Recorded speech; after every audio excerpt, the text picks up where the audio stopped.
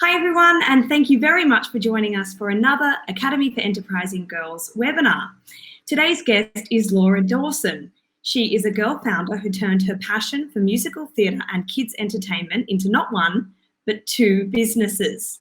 One is the Beanies, an ARIA nominated kids band, which in addition to live shows also produces a weekly podcast, which is downloaded more than 40,000 times every month. And the other is Glitter Bomb, a kids party business. Laura, thank you so much for taking the time out of your no doubt incredibly busy day. Anytime. So I guess I'll kick it off by asking, what did you want to be when you were younger? And did it look anything like the path you're on now? It did a little bit. So when I was younger, I started singing when I was about 8 and went into musical theatre and dance and things after that. So I really wanted to be a performer, which is a very hard industry to get into. But I basically just spent all my time performing in the hopes that that would come true. And I guess I also worked a little bit in childcare. I did my work experience in childcare and was always around kids. And as I got old enough for a job, I did kids' birthday parties and dressed up and performed at those. So even though I wasn't entirely sure I wanted to be a kids performer, when now looking back on it, all the cogs were kind of directing me in that way. So you would say that your teachers, your parents, your childhood friends would be surprised by what you're doing now? Kind of. I think it makes sense to my personality. I've always been a bit of a big kid, and makes sense that I'd be performing, but I definitely didn't think this is exactly what I would be doing though. Yeah, right. I mean, pursuing a career in the arts is a tough choice. Did you have people that tried to steer you off that path? I think I had people who maybe steered me in other directions out of love. The arts is a very difficult industry to make money in and to have a really steady job. So I think if anyone did steer me in another direction, it was out of knowledge that the arts is a tricky industry to be in. But yeah, if you follow what you love, at the end of the day, you probably get there in some way or another. Yeah, one of our last webinar guests said that as a rule of thumb, whatever it is that you like to do when you're young, it's what you're meant to do when you're older. Do you That's agree lovely. with that? I think so. I think there's something when you're young that you just go with your instincts, and as you get older, people start to maybe question those, and you question them yourself. So that does make a lot of sense. Usually, your childhood instincts are pretty bang on. Has that happened to you, where you've sort of veered off course and then had to really reconnect with what it is that you love doing? Oh yeah, I had lots of different jobs between finishing school and now. I worked in the medical industry for a little while. I worked in office leasing, which I still do a little bit, and co-working. And I really liked all those jobs. They were really great. And I was always performing and working with kids on the side. But it was definitely always going to come back to performing, I think, for me at the end of the day. So tell us about the Beanies and how it came to be. Well, the Beanies is a 3-piece band for kids. It's made up of myself, Mim, and Michael. And we've been going for about 5-6 years now. And we started because we wanted to write some songs for kids. Mim had gotten really close to making a couple of big, well-known kids groups like High Five and things like that. And was really sad when she didn't get them. And we've been best friends for a long time. So she would call me and be sad. And so I thought, let's just start our own. And it's worked out quite well. Amazing. And what is it like to work with your best friend? It's great. I think you have to choose your friends that you can work with. But I think it's awesome. I think female friendships have such an amazing, magical occurrence in life that if you can find a female friendship you can work really well at, it can be an amazing partnership in business. Going into a meeting where your best friend's got your back is pretty comforting a lot of the time. Makes things a lot less scary a lot of the time. Yeah, great. I mean, a lot of girls who are graduating through the Academy for Enterprising Girls are coming up with their own businesses and no doubt considering who would make a good business partner. Are there any telltale signs for somebody who might be a good option? I think it's a good idea to go in with someone that you're not afraid to have hard conversations with, and not afraid to be really, really honest with them. It takes a lot of practice, to be able to, separate your friendship and your business partnership. But it's something that you have to be prepared to do. And it's also really important to find someone who kind of fills in the gaps in your knowledge. So you don't want to find someone that has exactly the same skills and knowledge as you, because then you'll probably have to find someone else to fill those other gaps, or someone that's willing to learn those gaps as well. So how does it work with your current trio? I mean, is it a situation where you all complement one another? Definitely. We are so lucky. So we've all three of us perform, and we all write the music, help write the music, and we write the stories. And so we've all kind of got that creative side of things. And then in the business side of things, we all have really specific skills. So Michael is a editing tech genius, and he takes care of all the video editing and podcast editing. And Mim takes care of all the branding and all the graphic design and the animating, which is something that Michael and I know nothing about. And then I take care of more of the business side of things, like the finances and the organization of all the little things that go into having a business. So it's, again, something that we've practiced being good at, and anything that we don't know how to do, we just Google. Well, it feels like you guys have won the lotto, that you've been able to just, not only perform, but then complement one another so beautifully. And you mentioned there that you also have a part-time job. So you're juggling a lot of things. How do you manage? How do you manage your time? My phone calendar is my best friend. If something's in the calendar, it'll happen. Otherwise, no chance. So it's just managing your organization as best you can. I keep so many lists. I use a project management tool called Asana, which I find really useful. So finding the little things that make your life easier day to day are a godsend. So things like Asana I use religiously to keep track of all the different things, because it's impossible to keep it all in your head. And then, just making lots of notes. It sounds like you're also a master of the side hustle. What are the advantages of doing such varied work? I think doing varied work really keeps your brain switched on. So there's lots of skills that I learn in my part-time job, to do with contracting and invoicing, and skills that I probably wouldn't seek out on a day-to-day basis. Yeah. But it meant that I know a lot about it when it comes to having to do those kinds of things in Beanies or in Glitter Bomb. So they definitely feed into each other. And then also, my part-time job is in office leasing and co-working, so I get to deal with lots and lots of different businesses. It means I get to meet lots of new people, have lots of interesting discussions with them, and sometimes, that will bring up things that I can bring back to the other businesses. And I love what you say about not being afraid to Google either when you don't know how to do something. And, what might be an example of something that you might seek out to help you in your career path? Oh, we Google everything. I often say we're just like graduates of the Academy of Google, because there's so many, almost everything I'm doing now is nothing that I learned at school or at uni. And it's just literally Googling it. For example, when we got nominated for the ARIA, which was unreal, I just Googled how to get nominated for an ARIA.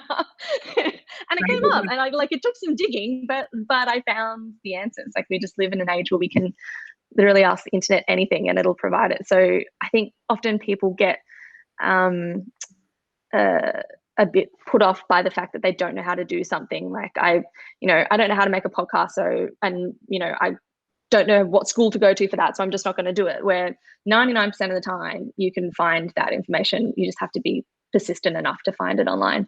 Yeah, and resourceful enough. But I think, that would be a lot of people. I don't have a business degree, therefore I can't start a business. I don't have an MBA. Yeah, absolutely. My degree was in English literature, so I'm qualified to be a librarian. So it's nothing to do with what I'm doing now. And while I'm glad that I did it, and it was I learned a lot, it's definitely nothing to do with my job at the moment. We've had a stack of questions come in just whilst we've been talking. Vanessa wants to know, how do you grow your business? Oh, that's such a big question. With persistence and slowly. I think would be difficult to kind of give an answer that says you can do these things and your business will grow by this amount in the next year. Like, I think there's so many variables. And to be honest, the Beanies was just kind of trucking along for a couple of years before we really got a bit of a following behind us, and we had to just persist that we were doing something that we really loved, and that it was going to work in the end, because sometimes the growth is really slow and sometimes it doesn't feel like you're getting anywhere, and then magically things will happen, but those things will only happen because you've done all that work beforehand. Yeah, it really depends what kind of business. As well, like persistence and patience, because I think we live in this society that's so immediate and we expect to have things, you know, so quickly. So I think that's really good advice to potentially look at the long game rather than this success that I think gets so much media attention. Yeah, and that's what they say, you know, I was an overnight success with 42 years under my belt or something like that, you know, that often overnight successes that you see, that people that have been working really, really hard on whatever they're doing for years and years, and it's just that they seem to, you know, become big overnight. But those people who become big overnight often can only sustain that success because they've got years of work behind them, knowing what they have to do to move forward. So it's definitely a hard slog, but yeah, what do they say? How do you eat an elephant one bite at a time? So sometimes it can look really big and scary to start with. We just got to take it bit by bit. Yeah, great advice. I've got another question here from Vanessa. How do you channel your personal strengths into business strengths?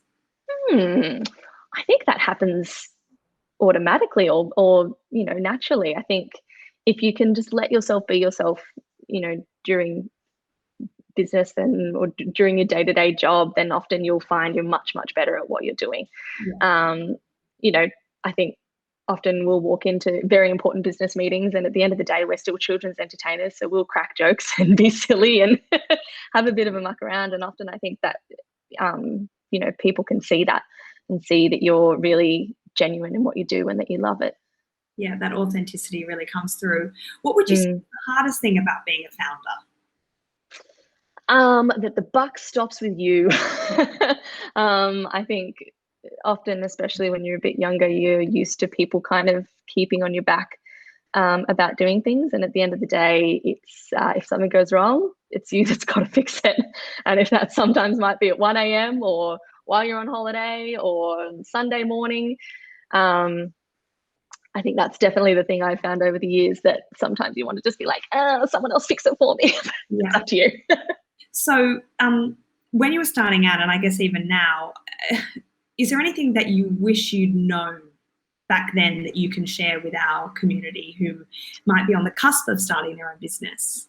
Yeah, I think something that I thought about recently is that I wish someone had told me that you can just email people and ask them questions or ask them for a coffee. Or, I mean, we often are pretty forward and we'll just be like, oh, I wonder how that person's doing that. Let's just get in contact with them and ask. And 9 times out of 10, people are always happy if you say, can I buy you a coffee and pick your brain about X?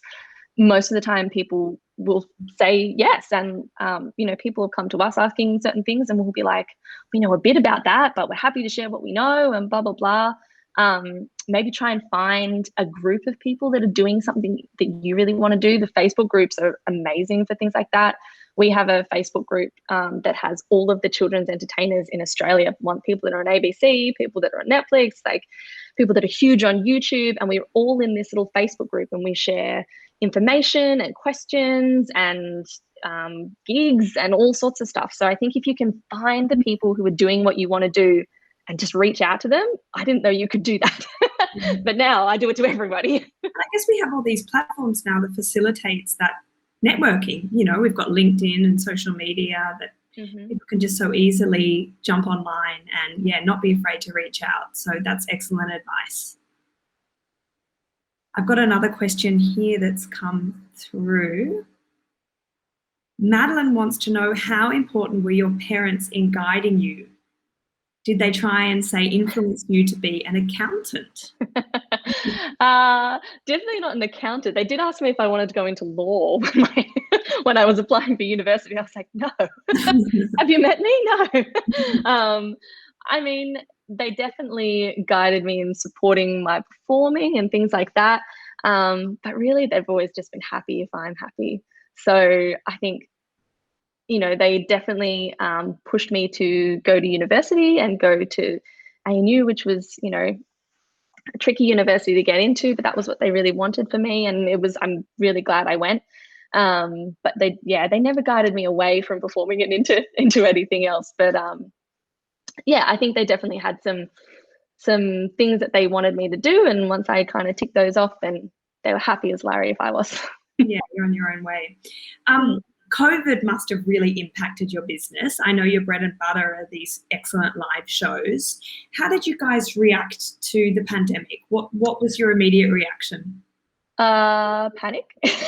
And then what can we do to make this work for us? So we had almost a year's worth of performances in theatres and festivals and all kinds of things lined up for 2020. We did plan to be on the road for a lot of it.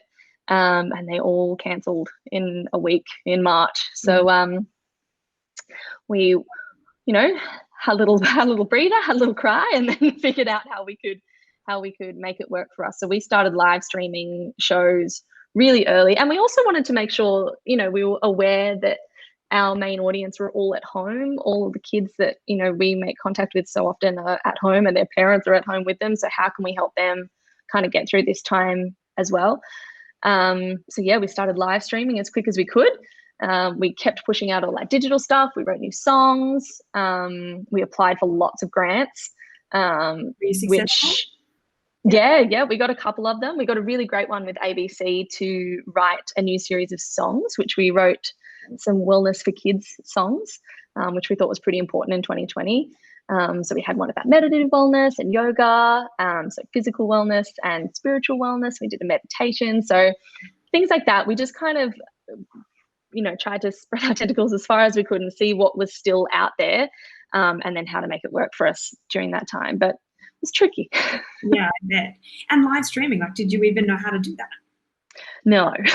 So that was something we had to learn quick smart. We were very lucky that Mike was such a little tech wizard. He figured it out in about a week. And we made contact with a studio space down the road, and they housed us for free for a couple of shows just to support us. It was incredible. Clock on off in Tempe, which was kept us alive in those months, fed us and kept us with a roof over our head in terms of a studio. And we just learned, and we just we knew that live streaming was probably going to be a huge thing. We didn't realize how big it was going to get at the start. So we wanted to make sure we knew exactly how to do it before we were pitching it to, you know, people who might pay for a live stream or have branded live streaming, really, you know, get onto it while we had all this free time, and then make sure we were really ready. And how did your community react and respond to the live stream? I mean, it would have been a new platform for them to experience your shows. Unreal.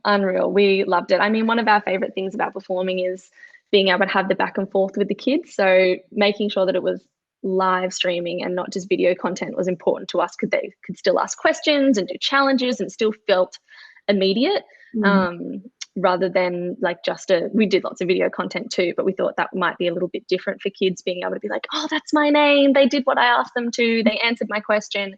And so we wanted to make sure that for our, you know, mindset as well, that we were still having that back and forth with the kids. Yeah, we really enjoyed it. I was about to say, like, as an entertainer, you must get so much from that experience, and it must feel different looking at a screen and not having that level of engagement. So if you can get something out of it, then that's a win-win.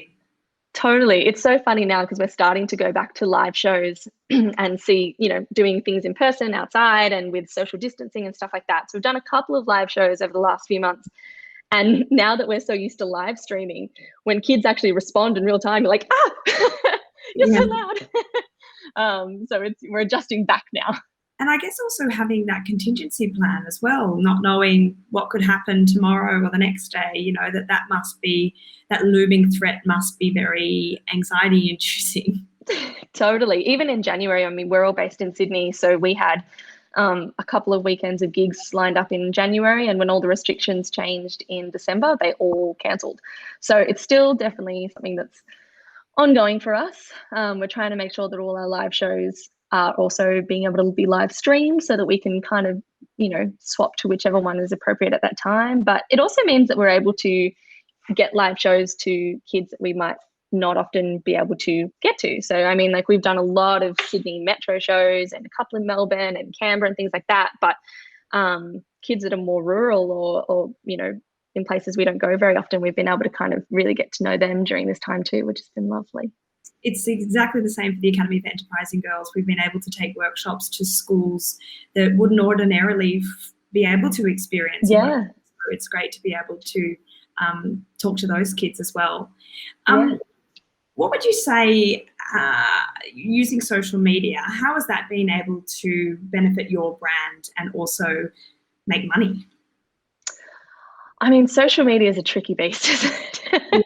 I mean, we have been able to get our podcast to, lots of people all over the place with social media. Otherwise, it's kind of just whoever sees us at our shows and looks us up after that. So it definitely gives us the ability to have a bit more reach. And then, having a bit of a healthy, engaged following during COVID was a massive blessing. But also COVID really cemented that for us. I mean, we did the normal amount of social media that a kids band would do before COVID, but when it happened, having the live streams and going live from lots of different places and lots of different pages, it's probably something we wouldn't have done if COVID hadn't have happened. And I think our Facebook following went up about 50% over COVID, just from having streams happening in different places. So it was unlikely success, or unexpected success rather, during that time. What about creating content and developing that authentic voice on social media? I mean, what tips do you have for people watching who are trying to work that out for their own business? It's tricky. It's a tricky one. I think that's something that even we're still trying to figure out. And I think at the end of the day, it just comes down to authenticity too. I mean, we often, I think, should we post directed at the children or do we post directed at the adults? And I think we've started to pivot more towards it's the adults that are reading it. So we post more, parenting memes and things that are helpful and still directions to our content and things like that. But it's also just practice and just seeing what works. It's really just not a guessing game. It's an educated guessing game and just seeing what works. And if something lands, keep doing that. What has landed? What works, do you think, for your business? Live streaming definitely was something we never considered and now is a big part of our kind of online offering. And yeah, the parenting memes works really well for us. And then anything that you can just add value to whoever you're talking to. So often we'll put together like, this is a playlist for when your kids are in the bath.